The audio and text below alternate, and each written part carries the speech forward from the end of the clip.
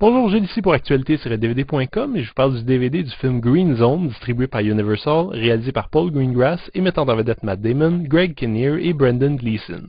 Sorti DVD le 22 juin 2010. Un jeune officier de l'armée américaine est affecté en Irak au début de la guerre dans le but de retrouver des armes de destruction massive. Il se rend compte rapidement que les informations que l'armée reçoit ne s'appliquent pas du tout à la réalité du terrain et commence à suivre sa propre enquête qu'il confrontera aux dirigeants de la zone verte, le quartier général des officiers de l'armée, en plein cœur de Bagdad. Green Zone souffre, à mon avis, d'un mauvais sens du timing. S'il était sorti il y a quelques années, les interrogations qu'il soulève auraient pu être beaucoup plus pertinentes. Et s'il était sorti quelques années plus tard, il n'y aurait sans doute pas eu à affronter l'espèce de fatigue que le public éprouve envers les films traitant de la guerre en Irak. C'est une situation un peu triste pour ce thriller qui est sinon assez réussi. Le fait que le rythme et la mise en scène soient d'une telle qualité n'en soit rien de surprenant puisque c'est Paul Greengrass qui se trouve derrière la caméra, celui-là même qui a, selon moi, renouvelé carrément le cinéma d'action depuis quelques années avec The Bourne Supremacy et l'étourdissant Bourne Ultimatum. On a beaucoup critiqué le style caméra à l'épaule qui est devenu la norme depuis, mais pour moi, Greengrass reste le maître, et il arrive à allier à la fois le style faux documentaire et la clarté des scènes d'action standards. Accessoirement, Greengrass a aussi réalisé ce qui reste à ce jour selon moi le meilleur film traitant des événements du 11 septembre, soit United 93. Bref, c'est un bon, et le fait qu'il s'attaque à la guerre en Irak a de quoi mettre sacrément l'eau à la bouche. Sauf que l'angle d'approche ici est carrément à l'opposé de United 93.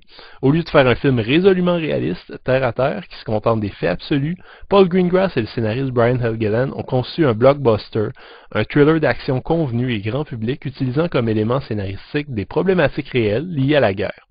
Ne vous laissez pas avoir, Green Zone est une fiction, avec des personnages fictifs et des rebondissements davantage dictés par la structure habituelle des films hollywoodiens que par la crédibilité historique. Le résultat est évidemment accrocheur, mais aussi un peu frustrant. Par contre, Green Zone a le cœur à la bonne place et pose, comme le ferait Paul Arcand, les vraies questions. D'où venaient les informations sur les armes de destruction massive en Irak? Pourquoi les Américains y ont-ils cru aussi facilement sans rien vérifier? À quel point le fait de considérer tous les officiers de l'armée irakienne comme des criminels a augmenté les probabilités d'une guerre civile sur le terrain? C'est déjà un exploit en soi qu'un film à gros budget pose des questions qui sont encore aussi délicates et controversées. On n'a qu'à voir par exemple les réactions enflammées sur les forums à propos du film et l'accueil critique un peu mitigé qu'il a reçu aux États-Unis.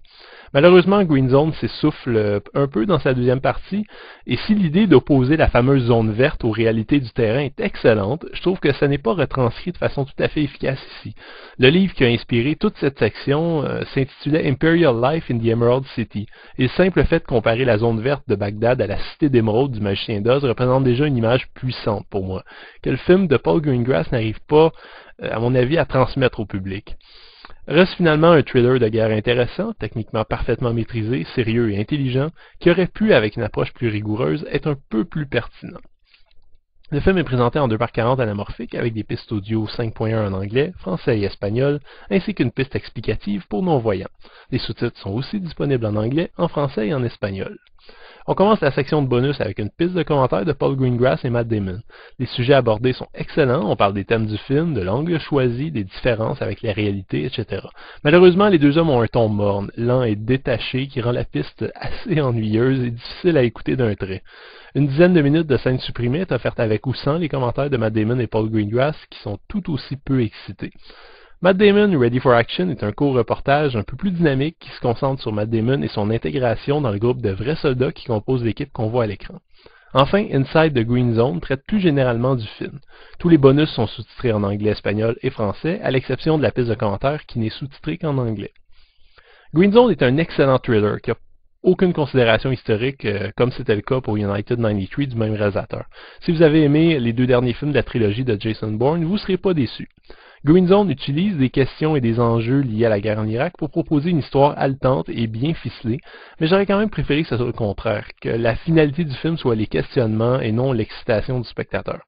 Mais on peut pas tout avoir, je suppose. Je pense qu'avec un certain recul par rapport à la guerre en Irak, par exemple d'ici 10 ou 20 ans, je pourrais apprécier Green Zone davantage pour ce qu'il est, soit un film d'action qui divertit à la fois les sens et l'intellect. C'était Gilles, merci, bon visionnement.